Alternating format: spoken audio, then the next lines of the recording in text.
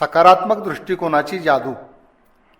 माणसाचा दृष्टिकोन जर सकारात्मक असेल तर तो जीवनामध्ये काय चमत्कार करतो हे आपण आज थोडक्यामध्ये समजावून घेऊ.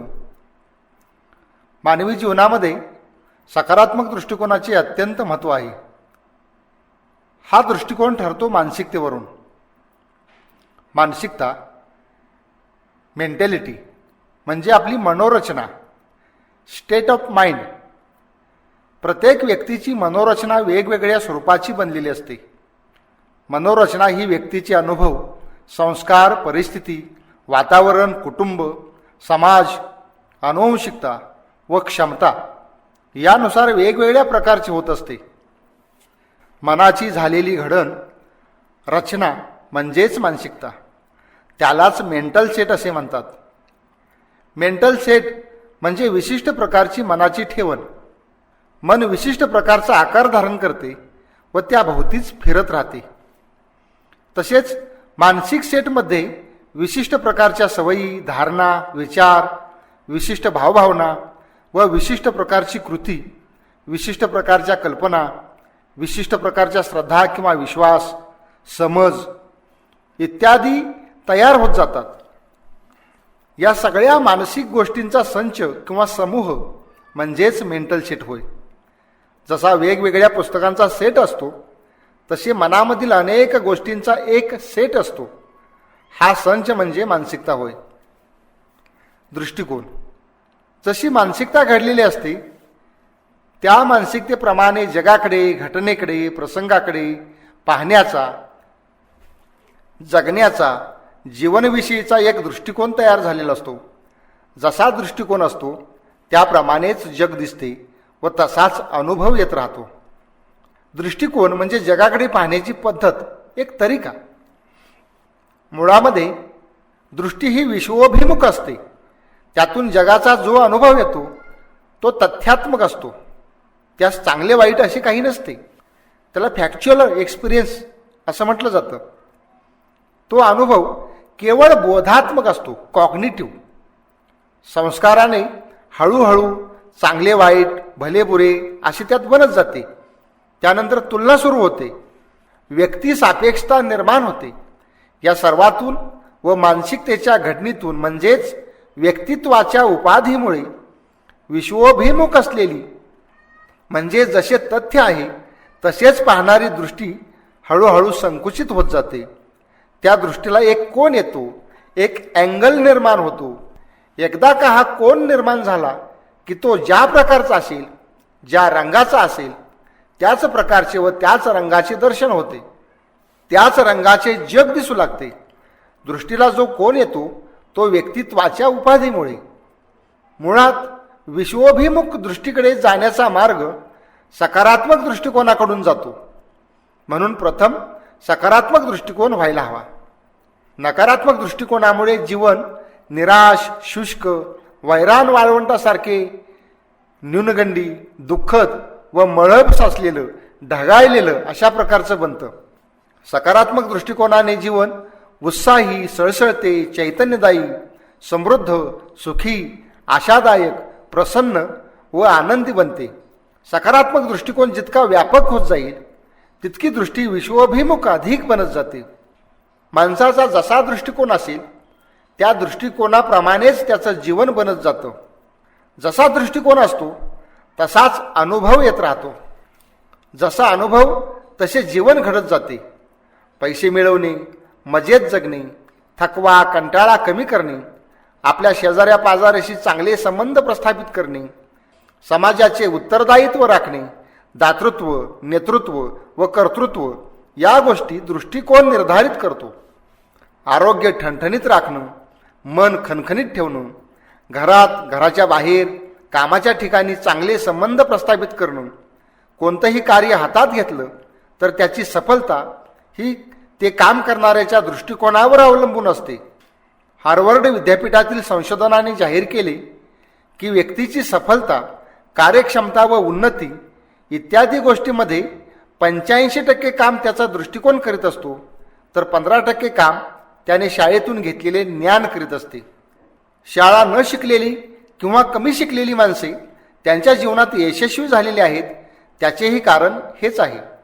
विल्यम जेम्स म्हणतात, आजच्या काळात माणसाला एक मोठंच सत्य सापडलं आहे आणि ते म्हणजे आपल्या दृष्टिकोनात बदल करून आपले आयुष्यच माणूस बदलू शकतो. या दृष्टिकोनावर काही घटक प्रभाव पाडत असतात.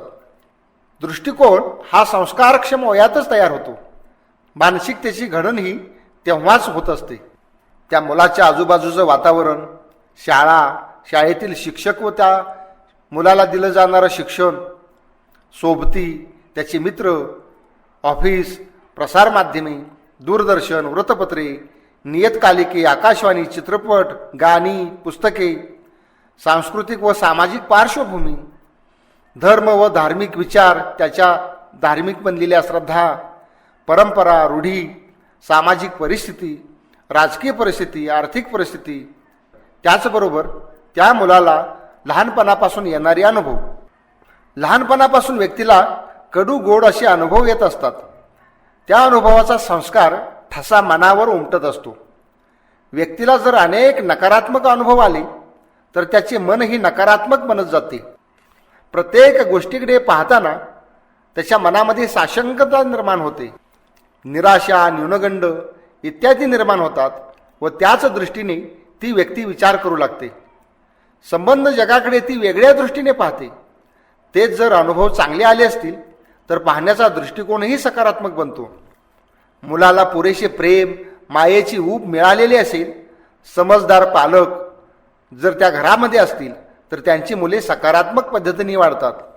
त्याचबरोबर शिक्षण आणि संस्कार याचाही मोठा सहभाग आहे. शिक्षण हे केवळ शाळेतच मिळते असं नाही, तर अनेक प्रकारच्या प्रसंगामधून, घटनांमधून, परिस्थितीमधून, समाजाकडून, आईवडिलांकडून, पुस्तकातून मूल शिकत असते. प्रत्येक गोष्टीतून एक धडा मिळत असतो. नकारात्मक दृष्टिकोनाने कडवटपणा, नाराजी, नैराश्य, दिशाहीनता, अनारोग्य व ताणतणाव निर्माण होतात. म्हणूनच सकारात्मक बनायला हवे. घटना व व्यक्तीमधील दोष, वैगुण्य पाहण्यापेक्षा त्यांच्यातील गुणांचा शोध घ्या. चांगल्याच गोष्टी पाहण्याची सवय लावा आणि चांगल्या गोष्टींचा शोध घेत राहा. कारण ज्याचा शोध घेता तेच सापडत असतं. अँड्रू कार्नेगी म्हणतात, लोकांशी संबंध ठेवणं म्हणजे सोन्यासाठी खोदकाम करणं होय. 1 अंश सोनं मिळवण्यासाठी कित्येक टन माती दूर करावी लागते, पण खोदकाम करताना तुम्ही मातीचा नव्हे तर सोन्याचा शोध घेत असता. सोन्याचं खोदकाम करण्यासारखा दृष्टिकोन असला पाहिजे. प्रत्येक माणसामध्ये, परिस्थितीमध्ये, घटनेमध्ये सकारात्मक असं काहीतरी असतंच. तेच शोधून काढायचं. अत्यंतिक वाईट माणसाकडूनही यांच्यासारखं वाईट असूनही हा चांगला धडा शिकता येतो. कोणीतरी म्हटलंच आहे, अगदी बंद पडलेलं घड्याळ देखील दिवसातून 2 वेळा अचूक वेळ दाखवतं. लक्षात ठेवा, घाणीमध्ये देखील पिकांसाठी पोषक असं खत दडलेलं असतं. कचऱ्यातून ऊर्जा निर्माण करता येते. टाकाऊपासून टिकाऊ करता येतं. योग्य वेळी फाटक्या चिंधीलाही महत्त्व व मूल्य प्राप्त होतं.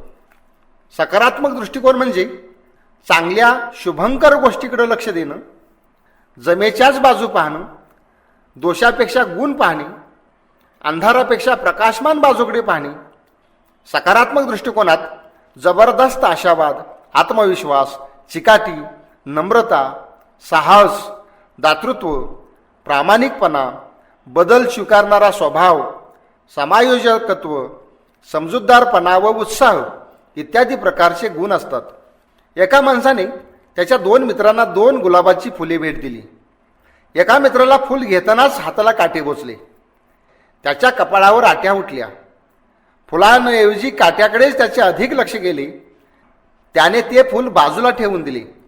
दुसऱ्या मित्राचे फुलाकडे पाहूनच मन प्रसन्न झाले. वृत्ती उल्हसित झाल्या.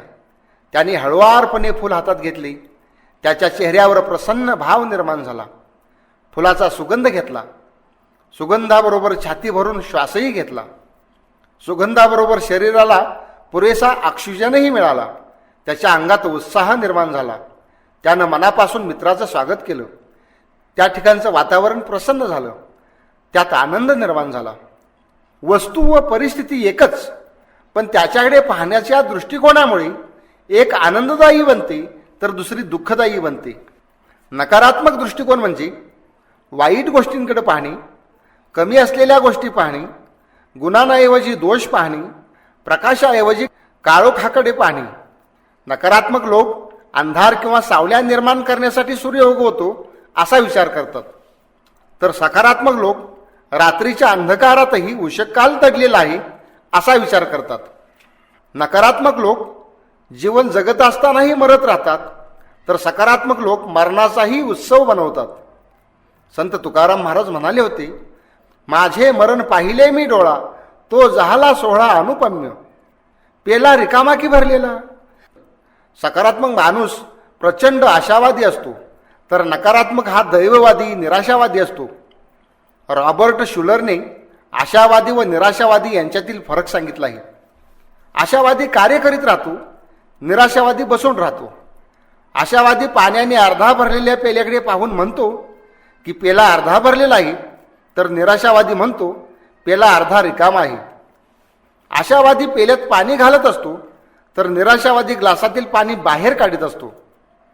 जो समाजापासून नेहमी घेतच राहतो तो निराशावादी असतो, तर जो समाजाला काहीतरी देत असतो तो आशावादी असतो. जीवनामध्ये येणाऱ्या घटनांना हाल समजायचे की त्याचाच राजयोग मानायचा. 95 वर्षाचे 2 वृद्ध असतात. शरीर थकलेलं असतं, उठता बसता येत नाही. उठवायला झोपवायला 2-4 माणसं सेवेला असतात. एक वृद्ध त्यामुळे त्रस्त होतो. तो म्हणतो, काय हे हाल चाललेत, किती सोसावं, असं म्हणून तो दुःख करीत बसतो.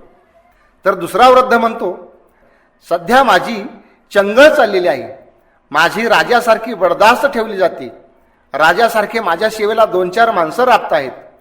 सध्या माझ्या आयुष्यात राजयोग सुरू आहे, त्यामुळे आता मी सुखात आहे. त्याही अवस्थेत तो आनंदी आहे. पाहण्याचा दृष्टिकोन किती महत्त्वाचा आहे हे लक्षात आलेच असेल. छत्रपती राजाराम महाराज हे छत्रपती शिवाजी महाराजांचे मुलगे. राजाराम महाराजांचा जन्म राजगडावर झाला. तेव्हा शिवाजी महाराज युद्ध मोहिमेवर गेले होते. महाराज लगेच राजगडावर परत आले, पण पाहता तो सगळीकडे अवकाळा पसरली होती. सर्वांनी माना खाली घातल्या होत्या. पुत्र जन्म होऊनही गडावर आनंदाचे वातावरण नव्हते. सर्वजण सुटकी चेहऱ्याने वावरत होते. महाराजांनी हे सर्व पाहिले व त्याचे कारण काय हे विचारले. तेव्हा त्यांना सांगण्यात आले की मुलाचा जन्म पालथा झाला आहे. मुलगा पालथा जन्माला येणं हे अशुभ लक्षण आहे अशी त्यांची मान्यता होती. महाराज म्हणाले, बस इतकंच? अरे, ही तर आनंदाची गोष्ट आहे. मुलगा पालथा जन्माला आला हे तर अगदी शुभ लक्षण आहे. मुलगा पालथा जन्मला तो दिल्ली पातशाही उलथून पालथी घालील. प्रत्यक्ष शिवाजी महाराजांनीच तो अर्थ सांगितल्यामुळे नंतर गडावर नगारी वाजू लागली, हत्तीवरून साखर वाटली, सगळीकडे जल्लोष करण्यात आला. घटना तीच होती, पण तिच्याकडे पाहण्याचा दृष्टिकोन बदलला की तिचे मूल्य बदलते. दगड फोडणारे 3 कामगार होते. तिघेही एकाच प्रकारचे दगड फोडण्याचे काम करीत होते. त्या तिघांना श्री रामकृष्ण परमहंसांनी एक प्रश्न विचारला, तुम्ही हे काय करीत आहात? पहिला म्हणाला, मी पोटासाठी दगड फोडतोय. दुसरा म्हणाला, मी दगड घडवतोय. तर तिसरा म्हणाला, मी एक सुंदर मंदिर उभारतोय. 3 कामगारापैकी कुणाचे काम अधिक चांगले होईल? कुणाला मनापासून कामातून आनंद मिळत असेल? होय, दगड फोडण्याच्या कामातही आनंद मिळू शकतो, कारण तो दगड फोडण्याचं काम करीत नाही, तर तो मंदिर उभारण्याचं काम करीत असतो. सध्या तुम्ही काय करतात? तुमच्या उत्तरावरून तुमचा दृष्टिकोन व जीवनविषयक धोरण तुमचं ध्येय समजणार आहे. तुमचं काय उत्तर आहे? तुम्ही पोटाची खळगी भरण्यासाठी कष्ट उपसत आहात की काहीतरी भव्य दिव्य निर्माण करण्यात गुंतलेले आहात? तुमच्या ध्येयाच्या पाठलागात व्यस्त आहात. माणसाचा दृष्टिकोन हा त्याच्या जीवनाची दिशा ठरवतो. दृष्टिकोन एक छोटीशी गोष्ट, पण तोच संबंध जीवनाची दिशा बदलतो. तुम्ही तर चालतच असता, काही ना काहीतरी करीतच असता, किंवा काहीच करीत नसता, पण तुमचं तोंड कोणत्या तरी दिशेला असतंच. तुम्ही चालताना तुमचं तोंड ज्या दिशेला असेल त्याच दिशेला चालत राहता. तुमचं तोंड जर प्रकाशाच्या दिशेला असेल तर तुम्ही प्रकाशमान व्हाल. तुमचं तोंड अंधाऱ्या दिशेला असेल तर तुम्ही अंधारात गडप होऊन जाल. दृष्टिकोन हा जीवनाची दिशा ठरवतो. जसा दृष्टिकोन असेल तशी दिशा ठरली जाते. मग तुमचे मार्गक्रमण त्याच दिशेने होते. तुमच्या जीवनात दुःख, कमतरता, निराशा, असमाधान, गरिबी, प्रतिकूल परिस्थिती अशा प्रकारची जर असेल तर तुमचा दृष्टिकोन बदलण्याची गरज आहे. तुमचा दृष्टिकोन नकारात्मक असतो त्याच वेळी वरील गोष्टी येतात. सकारात्मक दृष्टिकोन नेहमी प्रसन्न ठेवतो, आनंदी ठेवतो, उत्साही आणि जोशपूर्ण असतो.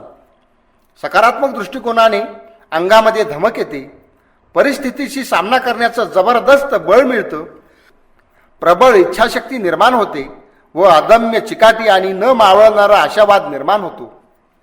2 सेल्समनची गोष्ट आहे.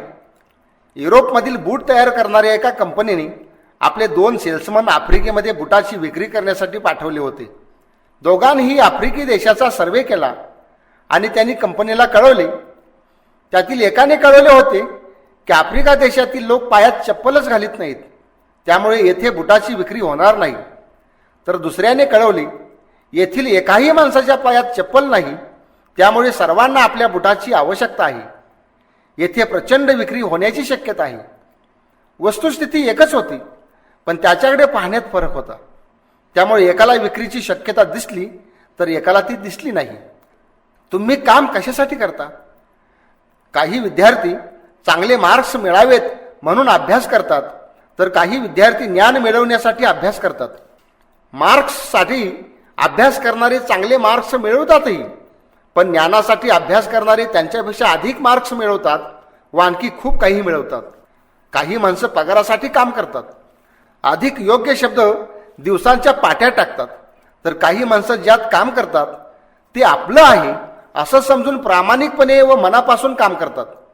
पगार दोघांनाही मिळतो, पण आपलं म्हणून करणाऱ्याला बढती मिळते व सन्मानही मिळतो. तसेच त्या कामातून त्याला आनंदही मिळतो.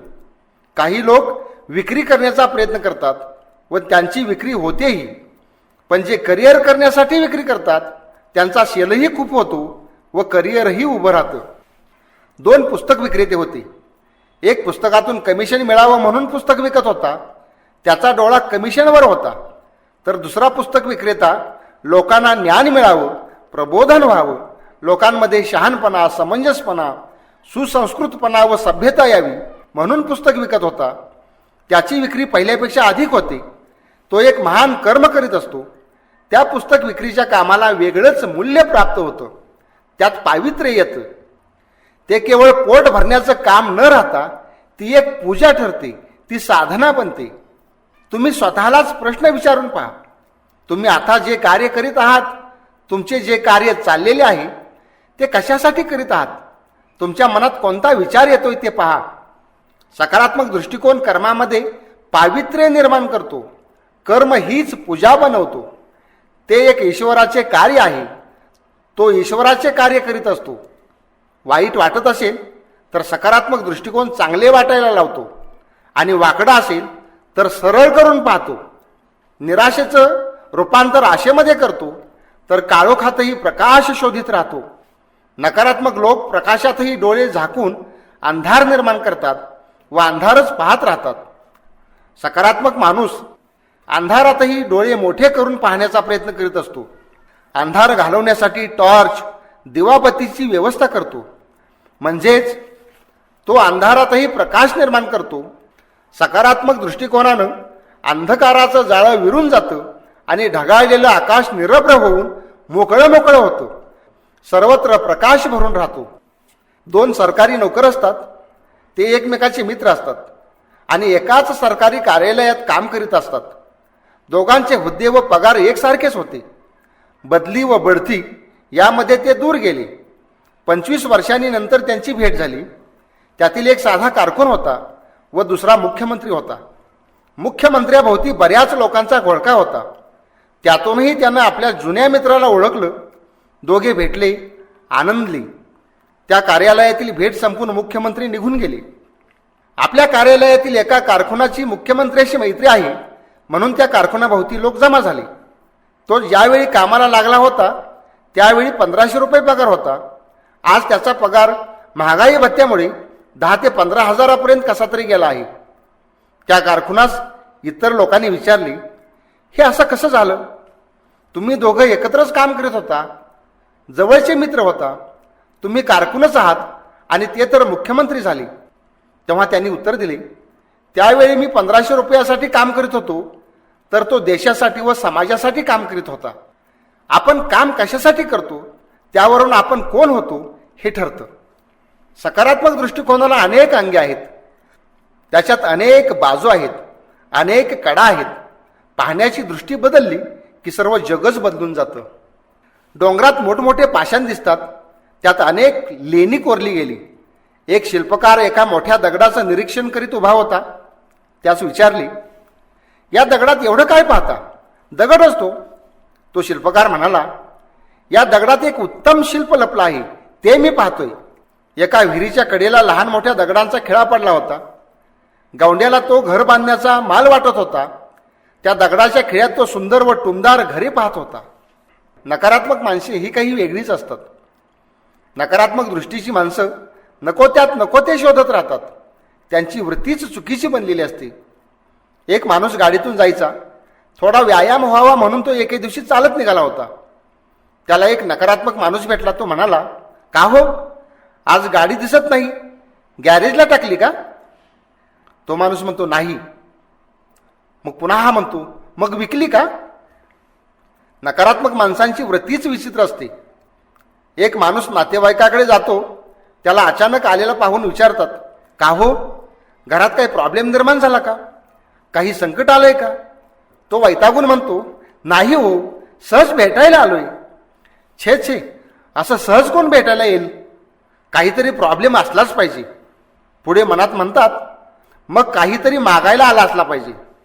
एक माणूस दिवसभर कामाने थकून येतो. घरी आल्यानंतर शांत बसून राहतो. शेजारी लगेच विचारतो, का हो, आजारी आहात का? त्या अमक्या डॉक्टरकडे जा. एखाद्यानं नवीन गाडी घेतली की लगेच विचारणार, किती कर्ज काढून घेतली? कोणत्या बँकेचं कर्ज आहे? त्याचा व्याजाचा दर काय? तो गाडी रोख पैशानं पण घेऊ शकतो हे त्यांच्या मनातच येत नाही. मुलगा परीक्षेचा रिझल्ट घेऊन घरी येत असतो. त्याला नकारात्मक माणूस वाटेत भेटतो. तो विचारतो, काय बाबलो, किती विषयात पास झालास?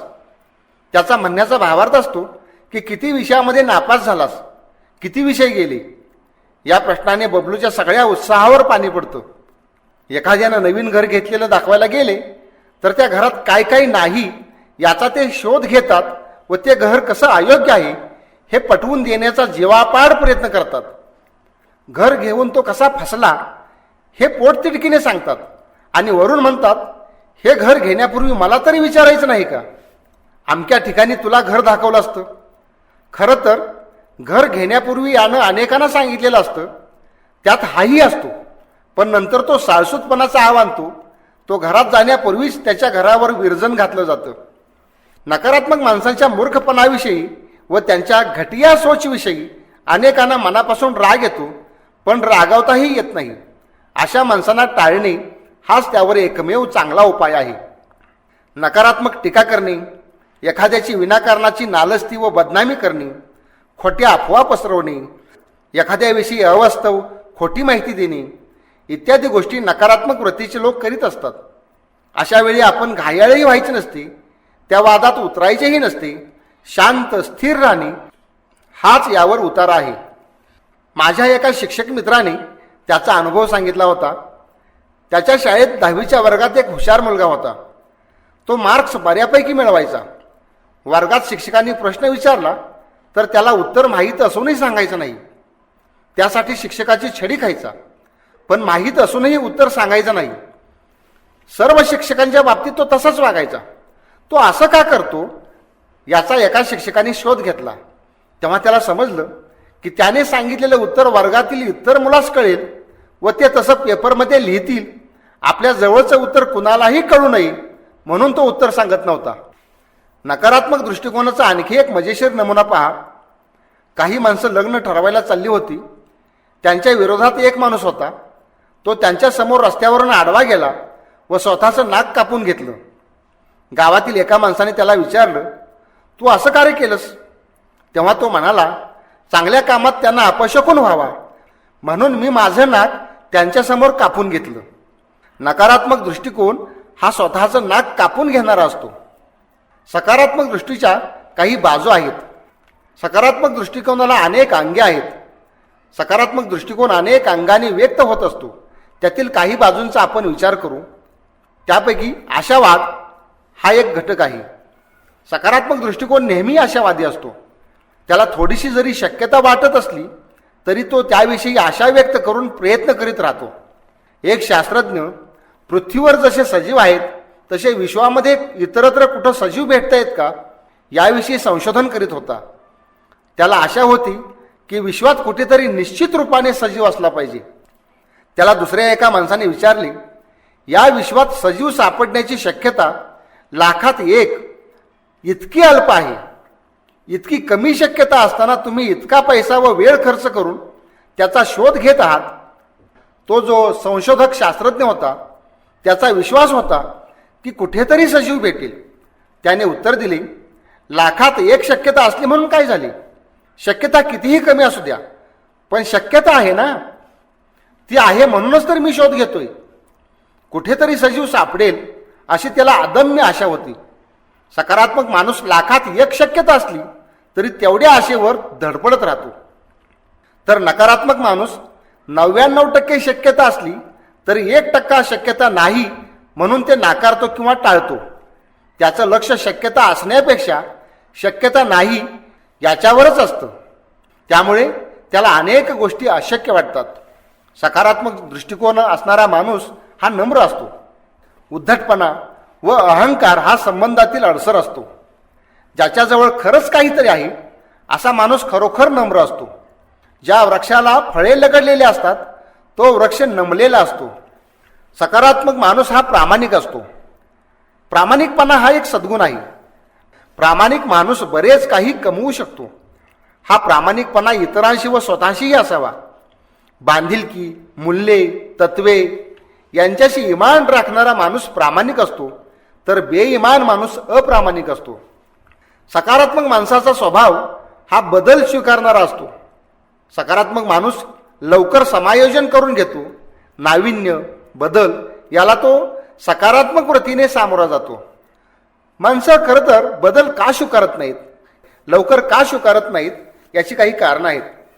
त्याचं पहिलं कारण, जे लोक प्रस्थापित असतात त्यांचं सर्व काही भलं चाललेलं असतं आणि अशा लोकांना बदल नकोसा असतो. त्यांना आहे तेच सर्व काही ठीकठाक आहे असं वाटत असतं. दुसरं कारण, बदल लवकर न स्वीकारण्याची मनुष्याची मूळ प्रवृत्तीच आहे. तिसरं कारण, बदल हा अस्वस्थ करणारा असतो.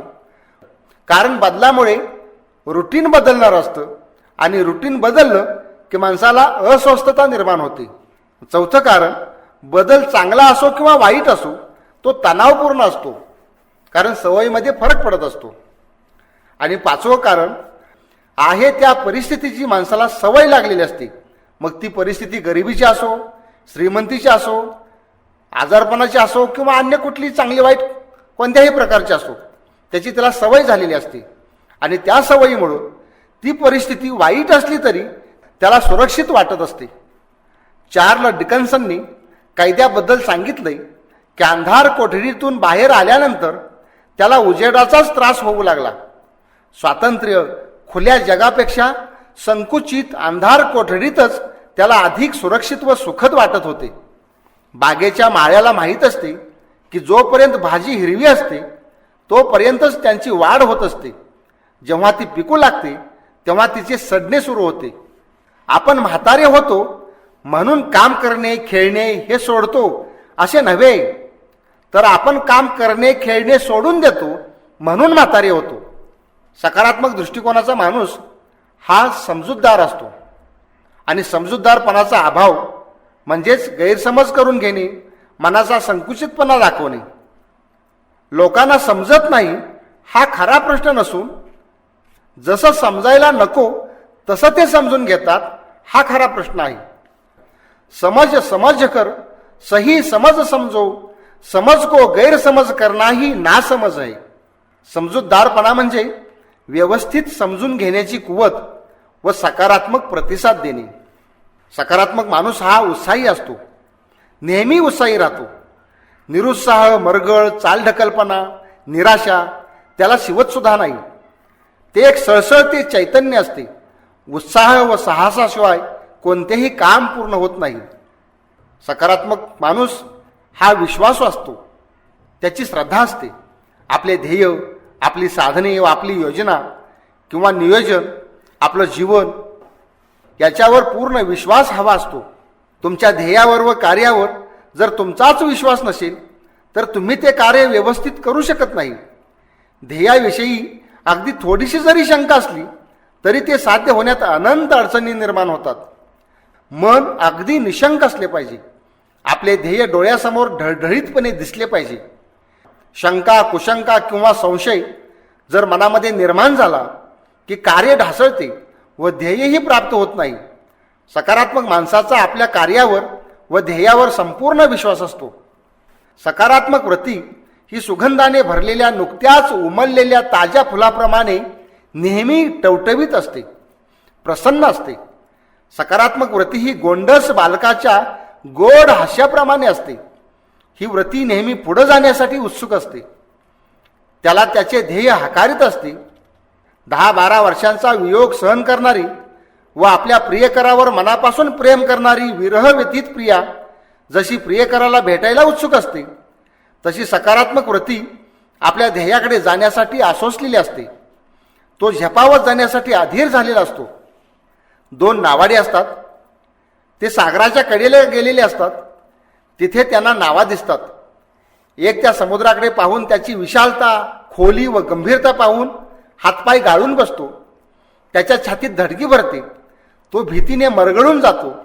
तर दुसरा नावाडी सागराची विशालता, गंभीरता पाहून, त्याच्यावर उठणाऱ्या लाटा पाहून त्याचं हृदय भरून येतं. त्याच्या वृत्ती प्रफुल्लित होतात. नाव सागरात ढकलून त्यावर स्वार होण्यास तो अधीर होऊन जातो. सागर त्याला खुणावीत असतो. त्याच्या लाटांवर तरंगण्यासाठी, ती मजा अनुभवण्यासाठी बोलावित असतो.